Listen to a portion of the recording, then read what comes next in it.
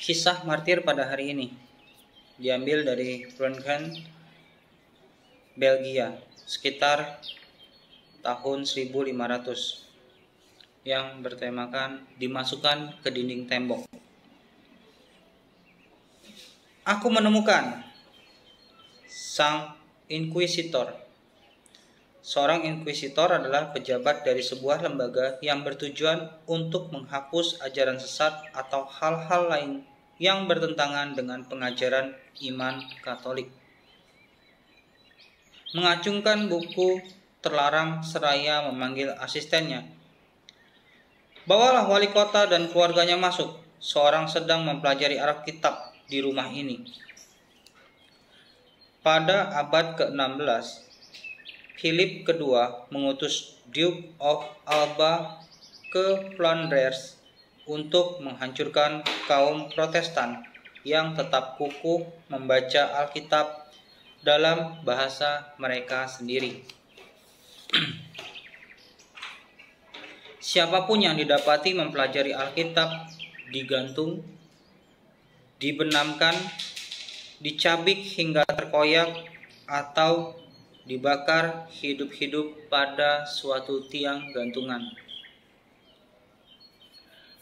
Para inkuisitor telah menemukan Alkitab ketika mereka memeriksa rumah wali kota Brugge.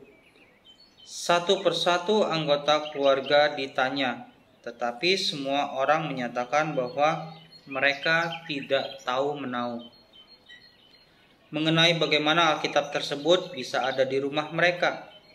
Akhirnya, para petugas bertanya pada pembantu yang masih muda, Groningen, yang dengan berani berseru, "Aku yang membacanya." Sang wali kota mengetahui hukuman karena mempelajari Alkitab.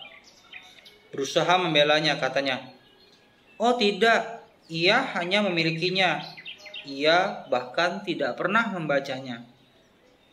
Namun, Groningen memilih enggan dibela dengan suatu kebohongan. "Kitab ini milikku, aku sedang membacanya, dan bagiku kitab ini lebih berharga dibandingkan dengan apapun." Ia dijatuhi hukuman mati dengan cara tertentu hingga kehabisan nafas. Sebuah tempat di tembok kota akan dilubangi, ia akan diikat di dalamnya, dan lubang tersebut akan ditutup dengan batu bata.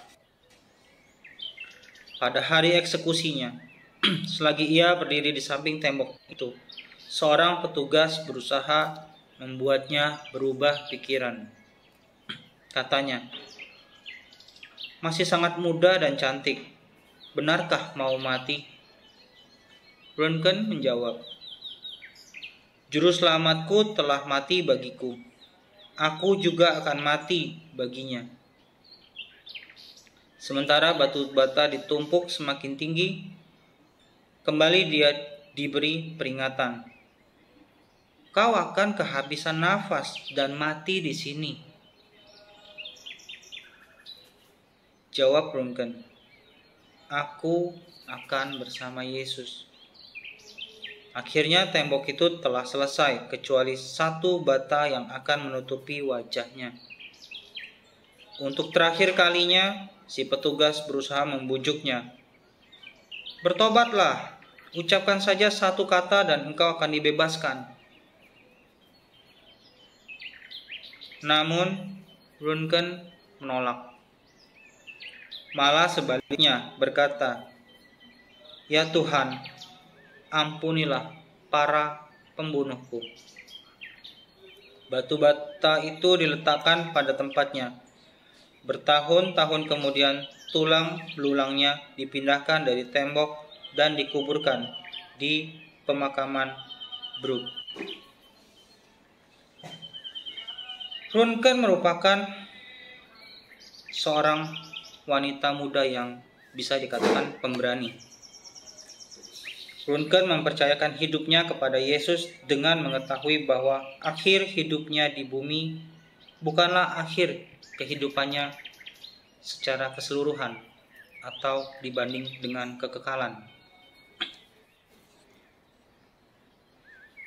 Maka oleh karena itu, hati kami senantiasa tabah meskipun kami sadar bahwa selama kami mendiami tubuh ini, kami masih jauh dari Tuhan. Sebab hidup kami ini adalah hidup karena percaya, bukan karena melihat, tetapi hati kami tabah. Dan terlebih suka kami beralih dari tubuh ini untuk menetap pada Tuhan. Sebab itu juga kami berusaha, baik kami diam di dalam tubuh ini maupun kami diam di luarnya, supaya kami berkenan kepadanya. Kutipan dari Rasul Paulus yang menjadi martir di Roma pada tahun 65 Masehi. Dikutip dari 2 Korintus pasal 5 ayat 6 sampai dengan 9. Demikian kisah martir pada hari ini. Tuhan Yesus memberkati.